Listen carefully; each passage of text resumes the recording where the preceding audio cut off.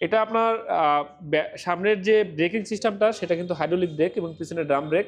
সামনের টিউবলেস টায়ারটা পাচ্ছেন, আর রিমটা হলো এলয় রিম। আর এই স্কুটারটার যে প্লাস্টিকটা এটা হলো এবিএস গ্রেডিং প্লাস্টিক।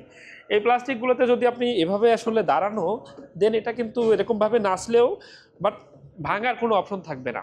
এই স্কুটারটার যে মিটার কনসোলটা সেটা যদি দেখা, এটা আলট্রাথিন ডিসপ্লে পাবেন এখানে।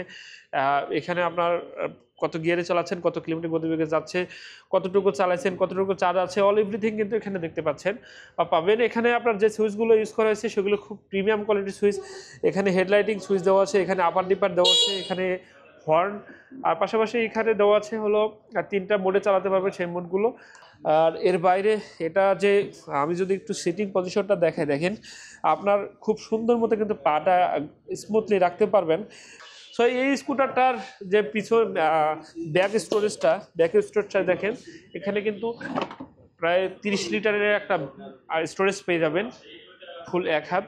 আর এটা 2টা হেলমেট এখানে রাখতে পারবেন, এরকম একটা স্পেস এখানে দেওয়া আছে।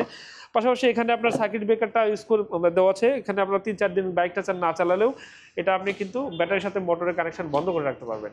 এই স্কুটারটাতে ব্যাটারি ইউজ করা হয়েছে 25 এমপিয়ারের টোটাল 6টা ব্যাটারি, 72 ভোল্টের ব্যাটারি। আর এটাতে 1200 ওয়াটের টিটিএফআর টেকনোলজির মোটর ইউজ করা হয়েছে। একবার ফুল চার্জের জন্য সময় লাগবে মাত্র 4 থেকে 5 ঘন্টা। আর একবার ফুল চার্জের জন্য আপনার ইলেকট্রিসিটি কস্ট পড়বে মাত্র 14 টাকা।